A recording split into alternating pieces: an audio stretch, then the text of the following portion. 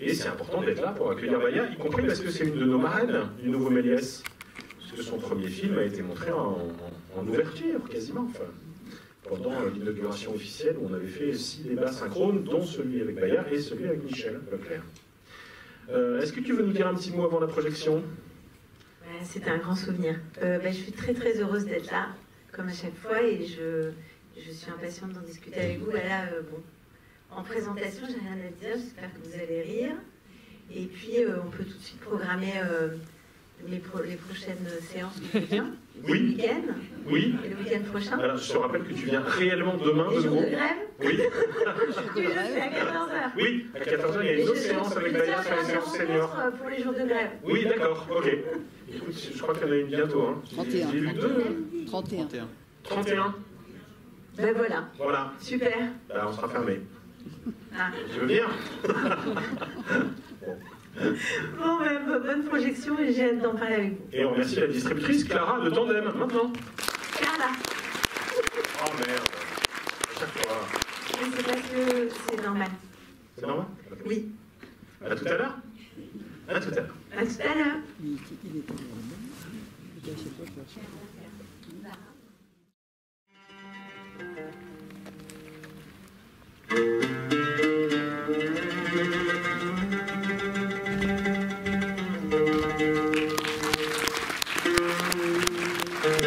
Baya Kasmi. Bonsoir. Merci beaucoup.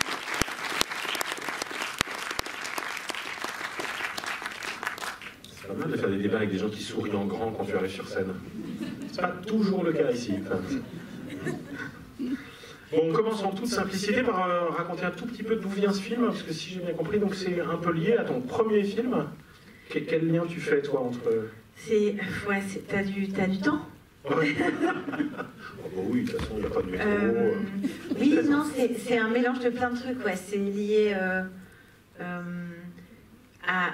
au nom des gens, à mon premier film où on avait travaillé vraiment de la matière autobiographique et où on a vécu peut-être un peu ce que vit Youssef, enfin d'une façon évidemment différente, parce que c'est de la pure fiction, bien sûr. Et j'avais envie de raconter ce que c'est qu'écrire, comment on s'inspire des gens autour de soi, comment c'est compliqué. Et puis oui, la réception de mon film, voilà, j'ai eu un peu la sensation claire qu'à partir du moment où on raconte, enfin mon premier film racontait l'histoire d'un frère et d'une sœur qui, par rapport à un secret d'enfance, qui sont les enfants d'un couple mixte franco-algérien, et un secret d'enfance en fait les emmène vers des chemins totalement différents. Lui choisit complètement la culture de son père, il veut vivre en Algérie, il est musulman, etc. Et elle s'éloigne totalement de ces racines-là. Et j'avais l'impression, moi, de raconter vraiment une histoire romanesque de famille avec des personnages de fiction. Et en fait, on m'a interrogé que sur du social et du politique et du sociétal et du sociologique. Et je me suis dit, merde, mais en fait, quand on prend des personnages qui vivent en cité, issus d'immigration, issus de... En fait, on ne peut pas prétendre au romanesque. On n'y arrive pas, en fait, en France. Et je me suis dit que ça aussi, c'était un bon sujet. Et puis après, j'avais aussi envie de faire un film simple, autour d'un personnage, avec un récit vraiment qui colle au personnage et qui colle à Ramzy Bedia. Voilà. À qui je voulais donner un beau rôle. Parce qu'en fait, ce désir-là de retravailler avec Ramzy, c'est aussi la raison pour laquelle c'est un homme et pas une femme, parce qu'on aurait pu oui, penser. Absolument. Mais bon, on a le droit de faire des petits switches. On a le droit. Comme Youssef. Il y en a pas mal, oui, dans le... Ouais. Il y a pas mal de switches, oui. Cette structure-là, tu l'as pensée à quel moment? C'est-à-dire le fait de commencer dans la fiction pour pouvoir jouer ensuite avec le spectateur sur des jeux. Ça a débloqué pas mal d'écriture, parce qu'on était... on voulait absolument... J'ai écrit avec Michel Leclerc, on voulait absolument que depuis le début, moi je voulais que le roman soit dans le film, quoi, qu'il y ait des extraits du roman, pour qu'on puisse s'amuser aussi avec ce truc du jeu des 7 erreurs, qu'on puisse comprendre ce qui s'est passé, qu'on puisse avoir accès à son œuvre, quoi, tout simplement. Parce que c'était important pour raconter l'histoire, et puis c'était ludique aussi, et puis ça permettait d'avoir 2 plans de récits, de styles complètement différents. Et évidemment, on a pensé tout de suite à Harry dans tous ses états, où il y a des tas de morceaux avec des espèces de doubles de fiction, qui ne sont pas du tout les mêmes comédiens, etc. Mais en même temps, on reconnaît, et c'est un truc que j'avais vraiment adoré dans ce film. De Woody Allen. De Woody Allen, pardon. Et donc, finalement, on n'y arrivait pas. On trouvait que le film était pas assez tenu, que ça nous obligeait à couper le récit. Et donc, l'idée est arrivée, en plus de... Quand le roman est au début, on ne sait pas quel est son statut, on ne sait pas que c'est un roman, on croit que c'est le film, puis on croit que c'est l'enfance du personnage, et ça me plaisait beaucoup, c'était plus ludique. Ça a débloqué beaucoup l'écriture. À partir de là, on a bien écrit. Voilà. Et du coup, tu racontes que tu avais même imaginé que l'univers visuel et même le format du film change pour montrer la saute. Ouais. Et finalement, tu as renoncé. Je voulais tourner en film, mais c'était très compliqué. Enfin, c'était trop cher en fait. Par rapport au budget qu'on avait, beaucoup de comédiens, beaucoup de décors. Le fait de faire une partie du scénario en film et l'autre partie en numérique, faisant tout en film, ça passait pas. Et moitié en film et moitié en numérique, ça devenait très compliqué aussi. Donc du coup, je suis passée par le scope. Et finalement, j'avais envie de garder... parce que justement, pour moi, le scope, c'est vraiment du romanesque. Pour le coup, on est au cinéma, on vous raconte une histoire. Ça ramène aussi ce qu'on a perdu avec le numérique, c'est-à-dire une forme de... C'est un point de vue pour moi, c'est pas la réalité. Il y a quelque chose qui fait que, avec un vrai objectif-scope, en fait, l'image est un peu déformée sur les côtés, un peu floutée, et ça nous ramène dans la perception, et non pas dans une réalité un peu crue. Donc dans la subjectivité. Dans la subjectivité. Comment tu as conçu les autres personnages qui gravitent, enfin en particulier celui de Noémie Lvovsky, qui apporte du coup un accès à un autre milieu social et un jeu de contrepoint, y compris avec l'échange des appartements. Voilà. Il vient d'où ce personnage? Est-ce qu'il est inspiré de personnages réels? À quel moment il est devenu nécessaire dans la structure du film? Oui, l'éditrice, ça pourrait être une productrice, ça pourrait être c'est celui qui accompagne l'auteur. C'est tellement un film en fait qui parle aussi de ce que c'est avoir le cul entre deux chaises. C'est un personnage qui est en fuite permanente entre 2 univers, qui vient d'une autre géographie, qui ensuite arrive à Paris. Et c'est ça qui lui permet aussi d'avoir une double vie, d'avoir une liberté. Et donc il est tout le temps un peu tiraillé par ces 2 côtés. Il passe son temps à aller d'un endroit à l'autre. C'était très important que la dichotomie de sa vie, la schizophrénie de sa vie soit incarnée, et qu'on puisse vraiment être bien aussi dans le monde de l'édition. Et voilà, après on s'amuse bien avec un personnage comme celui de Lise. Parenthèse, j'ai une idée bizarre cette nuit en repensant à ce personnage. Ouais. T'es prête? Vas-y. J'ai peur. Non, et en même temps c'est un pur projection. J'ai pas vérifié l'âge de Ramsey et l'âge de Noémie.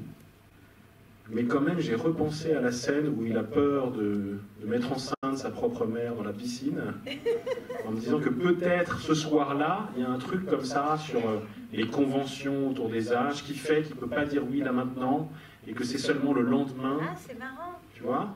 Ben, en fait, il devait avoir, c'est très rigolo. Oui, ben, moi je me disais que de toute façon, elle est dans un tel état qu'il ne peut pas y aller. Et c'est vrai que au départ, il y avait une histoire d'amour entre eux qui se finissait très très tard dans le récit. Et le film se finissait à l'écriture sur la même plage où il y avait des amants, où ils étaient nus sur la plage, etc. Une scène qu'on a tournée. Et en fait, au fur et à mesure du montage, je me suis rendu compte que le film, il était complètement... il parlait de l'écriture beaucoup plus que... Je voulais plus de la comédie romantique. Donc il y a plein de choses qui ont disparu sur ces aventures amoureuses. il n'en est resté que la substantifique moelle, et donc une forme d'ambiguïté entre ces deux personnages, qui reste un peu inexpliquée, qui est cette attirance aussi pas peut-être intellectuelle qu'ils ont l'un pour l'autre. Et il y a un basculement entre eux de protection, c'est toujours elle qui... C'est vrai que... Ouais, ce qui était important surtout, c'était les équilibres de regard, de protection, c'est-à-dire que elle passe son temps à faire attention à lui, à être à l'arrière, et du coup c'était très beau d'imaginer ce personnage tout d'un coup au moment où elle a le bon coup, parce que pour elle tout d'un coup c'est elle qui l'a. Tout d'un coup, du coup, c'est lui aussi qui se met à s'occuper d'elle et à la regarder. Et puis globalement, plus je l'ai filmé, c'était déjà écrit, mais plus je l'ai filmé, plus je me suis rendu compte qu'il y avait un truc très très important dans le film, c'était le regard de Ramzy sur les autres, qui était écrit, mais dès les premières scènes, c'était ça, et au montage, on l'a encore poussé, c'est-à-dire que c'est quelqu'un qui écrit, donc qui passe son temps à observer, et qui a cette espèce de distance un petit peu tendre, et en même temps cette analyse en permanence, donc on passe beaucoup par son regard en fait sur les autres. Je rebondis sur ton renoncement à la comédie romantique, du coup ça vaut y compris un peu quand même pour la scène avec la nouvelle médecin, enfin la fille de l'ancien médecin. Parce oui, que moi je me dis pas qu'il reste suspendue sur un truc un peu utopique. C'est vrai, et en fait il y avait une scène où ils se quittaient, on comprenait qu'elle était mariée, que c'était juste pour une fois. J'avais pas envie de la mettre non plus, j'avais pas envie de créer de conclusion nulle part. Dans le sens où on ne sait pas vers qui il va aller, avec qui. Mais lui, son histoire, c'est la question de est-ce qu'il écrit, est-ce qu'il écrit pas, comment il va gérer ça, c'est pas avec qui il va finir. Voilà. Par ailleurs, quand même, ça se conclut un peu dans la piscine, qui est le lieu du fantasme sur l'histoire adultérine de la mère. Ouais. Là, il y a quand même un vrai jeu d'écho. Complètement. Qui pose la première question? Vos réactions, vous avez juste le droit de dire c'était super. Tout autre message est mauvais.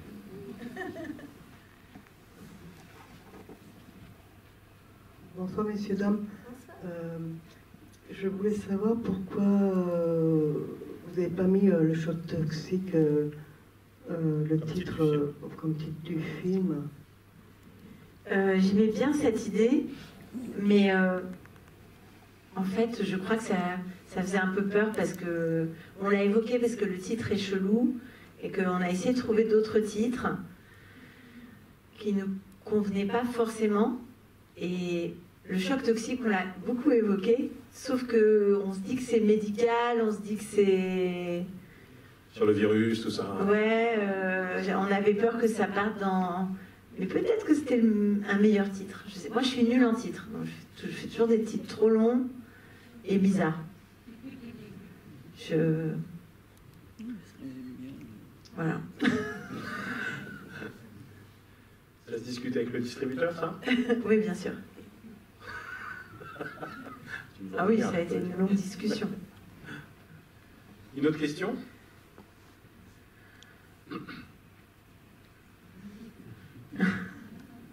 C'est la manif, ça fatigue. En fait, ils n'ont pas vu le film, ils ont dormi devant le film. Ouais, je crois. Ah, merci. Merci. Moi, j'ai une question un peu bateau. Il y a une qualité d'écriture dans les dialogues. Enfin, vous avez dû à la fois vous creuser la tête et vous amuser en écrivant ces dialogues. Oui. Moi, ce qui m'a impressionné, c'est que les personnages, enfin, par exemple, la scène dans la cuisine où ses frères et sœurs viennent lui reprocher d'avoir écrit ce livre, ils se coupent la parole, ils se parlent par-dessus les uns les autres. Ouais. Comment est-ce qu'on arrive à fabriquer une scène pareille, quoi? Parce que l'écriture, bon, vous êtes avec votre co-scénariste, vous écrivez tranquille, quoi. Ouais. Mais pour arriver à créer cette effervescence, vous avez fait des répétitions, enfin, vous avez fait beaucoup de répétitions. Enfin, voilà, alors, je me demandais comment on arrivait à fabriquer cette énergie. Merci beaucoup pour cette question. Effectivement, c'était vraiment un enjeu de cette scène particulièrement et de toutes les scènes de famille. en fait, on n'a pas pu faire de répétition parce qu'il y a beaucoup de comédiens et qui étaient tous très pris. La majeure partie des comédiens, ils étaient en tournage. On a fait des lectures, par contre, on a fait vraiment une grande lecture en famille, où les gens se sont rencontrés du coup, qui était très importante, enfin qui est toujours très importante cette étape parce qu'on lit à voix haute et que on trouve des idées, qu'en entendant le texte à voix haute, déjà on a une idée de ce que ça va donner.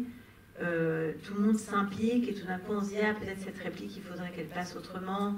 Là on pourrait rajouter cela. Donc ça c'est un travail préparatoire où je réécris en fonction de cette lecture, où je redonne le texte aux comédiens, et après quand ils arrivent, par exemple cette scène, on l'a vraiment tournée dans une énergie dingue, c'est-à-dire qu'on l'a tournée en 1h15. Donc il y a quasiment 4 prises, et j'ai senti tout de suite que ça marchait. Déjà, ce que je voulais faire dans cette scène, c'est de toute manière ne pas se prendre ne pas être trop dans l'image. On choisit un décor tout petit, une petite cuisine, où on n'a qu'un seul axe. Et déjà ça donne quelque chose. Après moi les comédiens, je les pousse toujours justement à pas attendre l'autre, à générer cette vie. Et puis on choisit aussi des comédiens pour ça, qui ont cette énergie, qui ont chacun une énergie un peu différente. Et cette scène, c'est une vraie scène de dispute chuchotée. Et ça les a tous fait marrer. Très très vite, ça génère une énergie qui est super bizarre. On se dispute, mais en même temps, faut pas faire de bruit pour les parents. Et ça a marché très vite parce que ils se sont éclatés, quoi. Et que plus ils allaient vite, et moins ils s'attendent, etc. Et plus tout d'un coup c'est vivant. Et c'est vrai que de toute manière, c'est obligatoire. Et ça, moi je bosse avec un ingé son qui est super libre avec ça. On est tous d'accord que, bon, techniquement, ce sera un peu le bazar, mais il faut qu'il y ait de la vie, en fait, dans les scènes. Ça veut dire qu'on cherche, on met en place, on accepte aussi que des fois, il y a tout un temps où on cherche la scène avant de la trouver. Mais c'est chouette de les... C'est vrai que c'était les scènes les plus énergiques, c'était ces scènes en famille. Moi, j'ai une question. Oui. Non, Qu'est-ce que tu veux, petit? Je pensais à cette scène où le frère boulanger se plaint en disant « Et moi, je suis même pas dans le livre ». Ouais. Ce qui pose quand même une question d'exclusion sociale par la fiction. Totalement. Et cette scène me fait penser à une phrase qui est dans Tromperie d'Arnaud Desplechin, où précisément... De Philippe Roth, c'est là où on va. Et Philippe Roth disait ça, de toute façon l'écrivain perd à tous les coups, parce que soit on s'inspire de modèles et ils disent mais tu peux pas me portraiturer comme ça, soit on les met pas parmi les proches qui savent du coup que les autres proches sont dans le livre et on vous engueule en disant mais pourquoi je suis pas dans le livre. Eh oui. Voilà. Et du coup cette scène résonne tellement avec cette phrase-là que j'ai envie que tu nous racontes, et Philippe Roth est évoqué dans le film par Augustin Trapenard, Oui. Et j'ai envie que tu nous racontes un tout petit peu comment il a nourri ce projet-là. Il a nourri tout le temps. Il a nourri en permanence, parce que moi j'ai été hyper bouleversée à 19 ans quand j'ai lu le choc toxique de Philippe Roth, c'est-à-dire Portnoy et son complexe. Donc déjà, ça a inspiré le roman de Youssef. Parce que moi, ce qui m'a toujours fascinée en fait chez Roth quand je le lis, c'est que j'ai l'impression, je sais très bien qu'il écrit dans les années 60, 70, 80 aux États-Unis sur des familles juives populaires. Et moi, j'ai l'impression que ça pourrait être, qu'il parle aussi des Maghrébins, des Noirs en France, des Asiatiques, j'en sais rien, qui parle de ce que c'est, qui parle de la même chose. Et j'aime bien parce qu'il y a ce récit à l'américaine, où il y a des mises en abîme, où il y a peut-être qu'on a moins cette tradition en France de s'amuser avec ça. Enfin, voilà, donc je me suis toujours identifiée, et ça m'aide, moi, à réfléchir à la position que j'ai envie d'avoir dans un récit. Donc il a par exemple, j'ai lu pour préparer le film, pour écrire le film, j'ai lu Zuckerman délivré, où à un moment le papa envoie des questions par le biais d'un ami universitaire qui le convoque à la demande du père, et il lui dit, voilà, j'ai lu votre livre, votre père m'a demandé de lire votre livre, il m'a demandé de vous... voilà, vous allez répondre à un questionnaire, et si vous pouvez répondre, alors vous aurez le droit de le publier.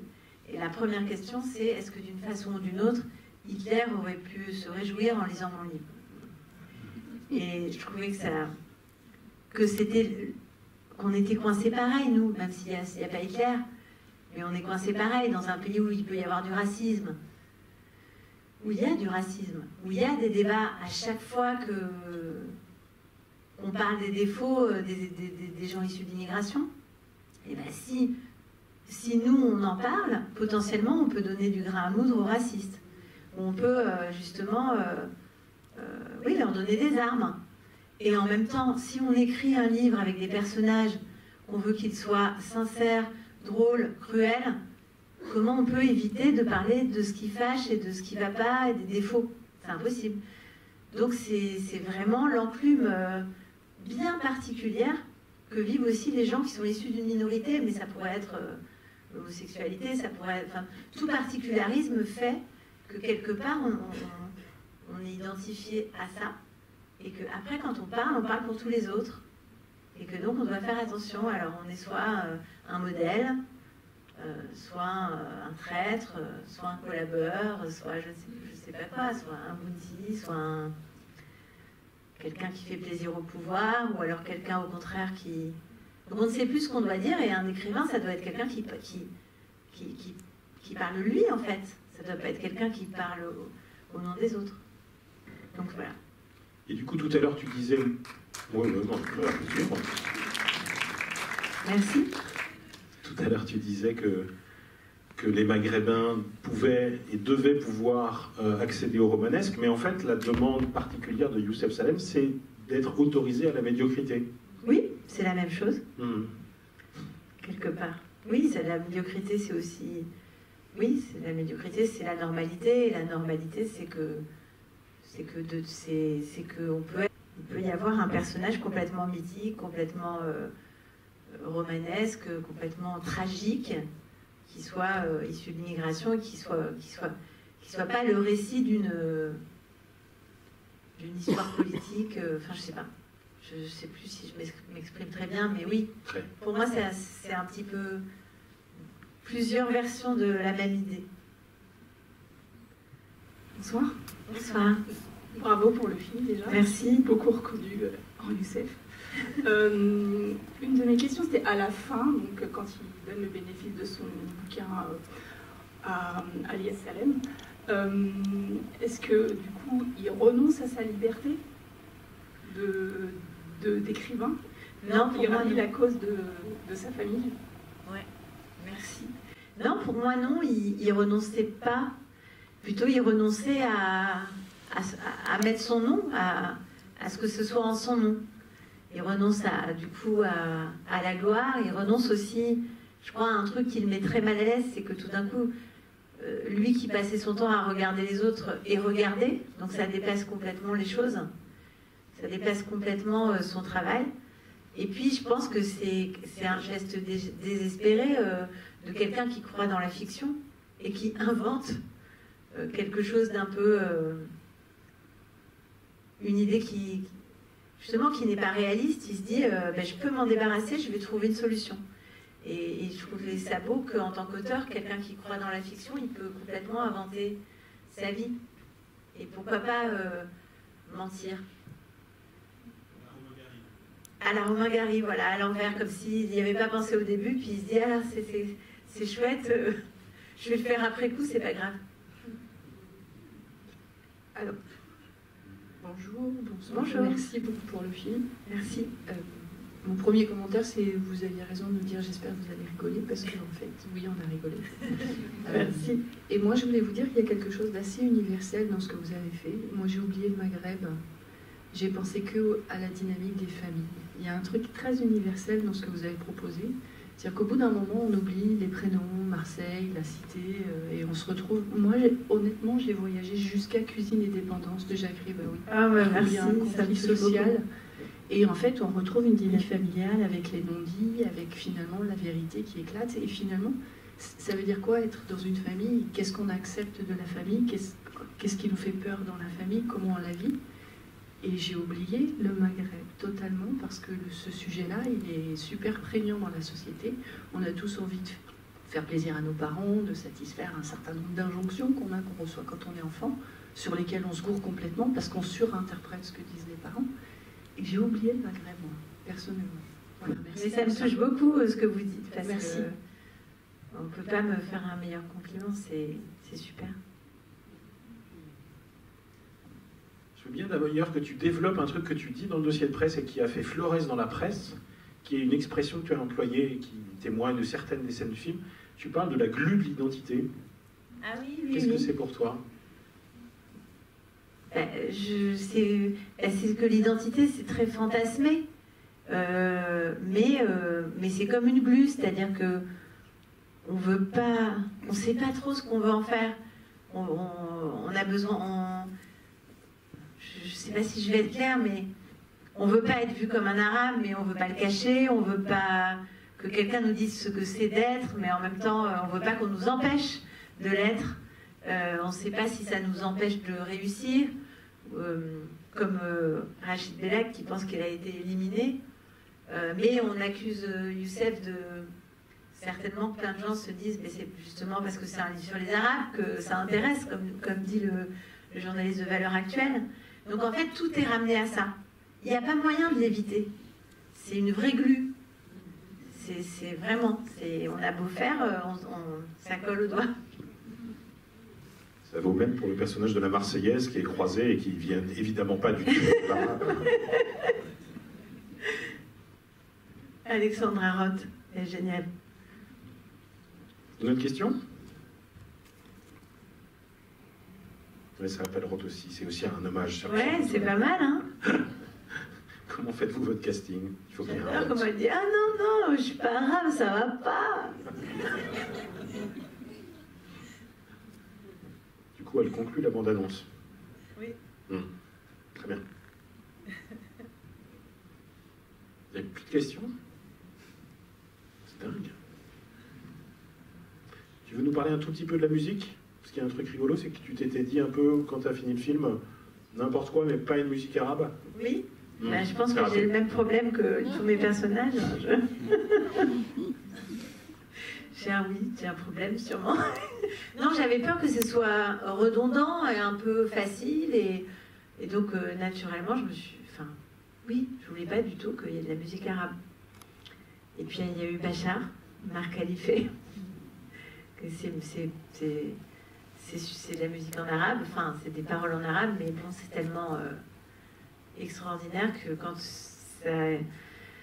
la monteuse a mis cette musique sur les images, on s'est dit ben voilà, on est foutu.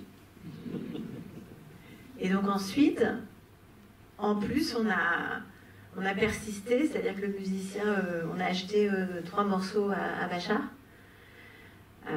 Avec la peur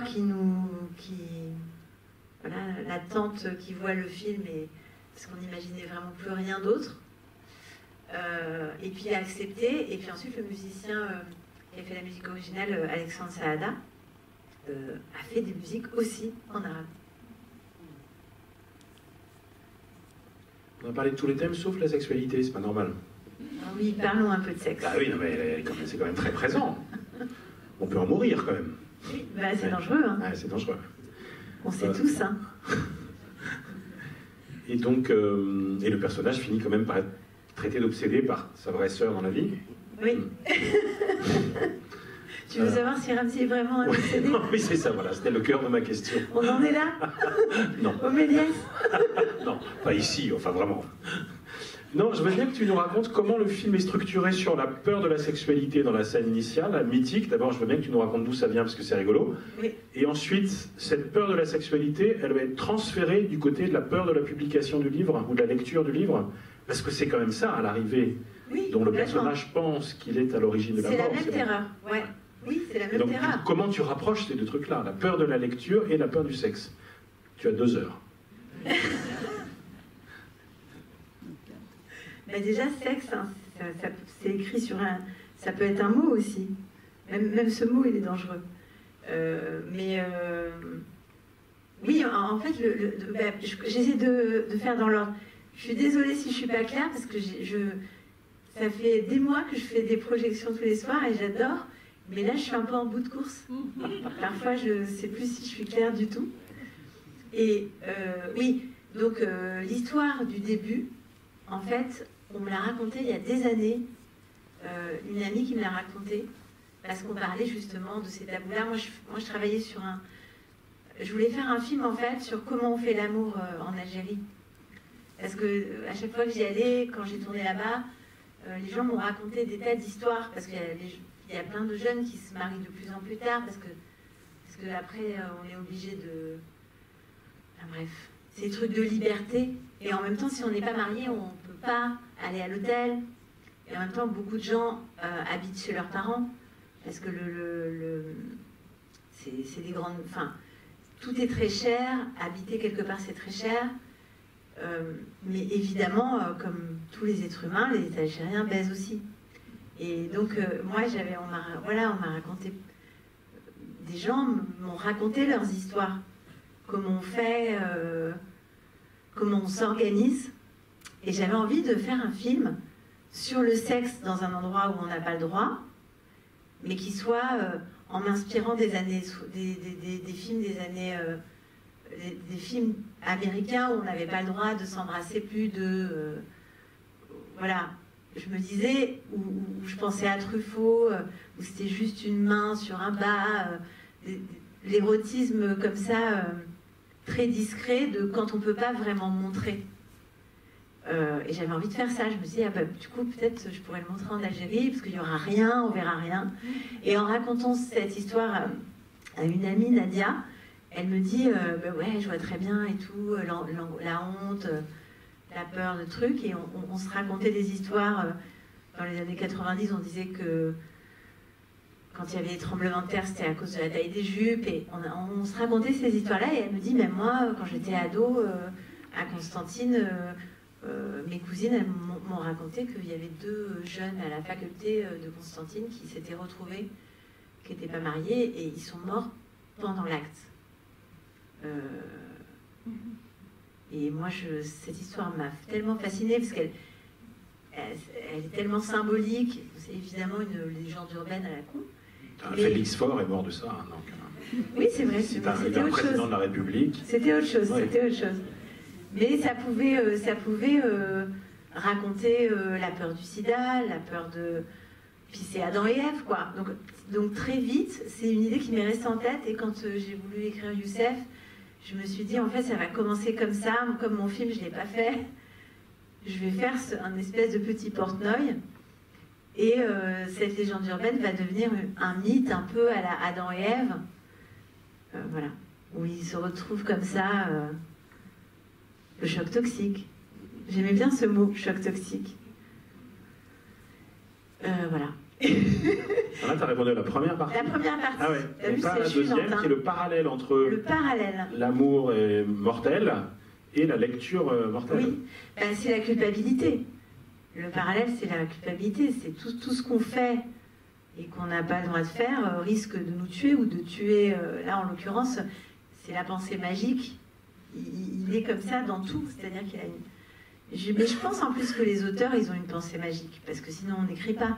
Enfin, la pensée magique, c'est le début de l'écriture, c'est la force de ton imagination. Tu dis, oh là là, j'ai pensé à la mort de mes parents, ils vont mourir quand on est petit. Et en même temps, tu t'imagines quand même comment les gens seront tristes pour toi si tes parents meurent. Et tu dis, oh mon Dieu, quelle horreur. Les pensées magiques, pour moi, c'est le début de l'écriture. C'est s'imaginer un destin romanesque, Mais même dans ces trucs-là, on se sent un peu coupable. Et j'aimais bien l'idée d'un personnage coupable du début à la fin, et qui a, même si c'est très bien que, même s'il a pris du recul, même si c'est très bien que cette histoire n'existe pas, il a toujours peur de mourir quand il prend du plaisir, et il a toujours peur, il a peur de tuer son père avec ce qu'il a écrit, avec les vérités qu'il a écrites. Et en même temps, il a laissé des fautes d'orthographe pour que son père le corrige s'il le lit un jour. Voilà, il ne veut pas que son père le lise, mais il laisse des fautes pour qu'il les lise. Un peu de paradoxe ne nuit pas. À propos du paradoxe, il y en a un dernier, puis après on va arrêter, hein, mais c'est pendant la table ronde avec Arnaud Vivian, là, c'est des critiques. Ouais. On a évoqué Valeurs actuelles, dont on voit bien que ça renvoie à une certaine tendance contemporaine de la télévision et des chaînes d'infos. Cette espèce de discours comme ça, d'extrême droite, très imprégné. Ouais. Et puis, tu as choisi une figure de critique féminine qui, elle, ne voit tout que sous le prisme de la misogynie et de l'établissement du patriarcat. Ouais. Voilà. Pourquoi et d'identitaire aussi. Et d'identitaire, oui. Ouais, un peu les deux. Ben, moi, mon modèle, c'était un peu Houria Boutelja, un peu comme ça, parce que moi j'ai lu beaucoup de ses textes, parce que je trouve qu'elle a une... Enfin, je suis d'accord avec rien de ce qu'elle dit, mais par contre je trouve qu'elle a une certaine force justement de la dialectique, et comme les gens, comme tout le monde, comme les gens de... Enfin, ce qu'on avait envie de faire, c'était de vraiment mettre en scène les dialectiques différentes et comment chacun de ces personnages, dans son endroit, tire le livre vers l'endroit, enfin, interprète le livre comme il le désire. Et ça, c'est une scène que Michel a écrite, que Michel a dialogué. Et je l'adore. Moi, j'avais le droit à la médiocrité, que je voulais absolument caser, et lui, il a inventé le terme, je sais pas quoi, le thermomètre de l'arabité. Alors, j'étais hyper contente quand j'ai lu ça. Ah, il y en a une à l'autre bout. Il y a une grosse voix. Merci.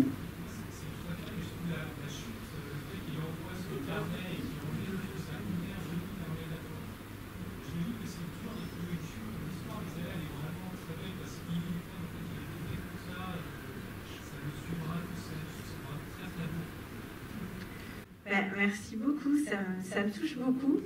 En plus, je sais que c'est toujours un peu casse-gueule le symbolique, enfin justement le poétique, le symbolique, on ne sait jamais si on va arriver à avoir la touche juste pour que ça soit plutôt poétique que ah oui, ça a une signification et qu'il faut qu'on la ressente sans se dire qu'on nous l'impose.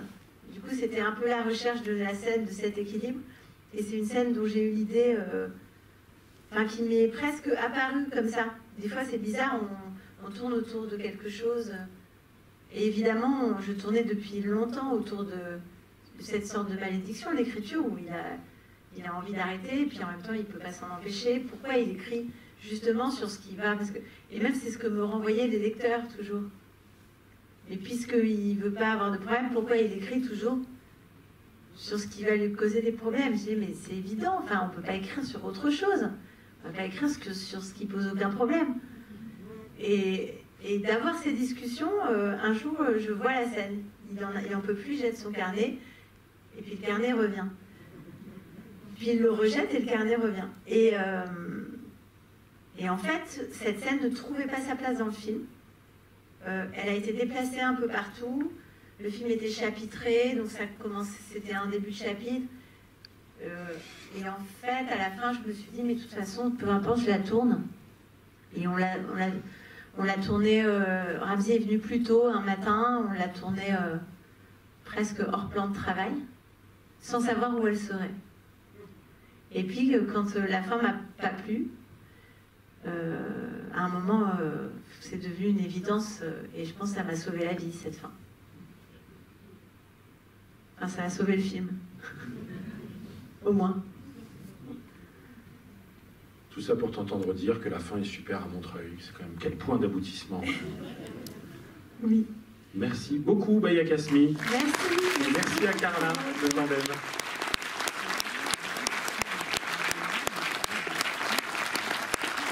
Et donc pour vos amis qui ne travaillent pas demain à 14h, Baya revient dans le cadre de la séance senior. Eh oui, tu reviens demain. Oui, et le 31 aussi. Et le 30. On va en discuter.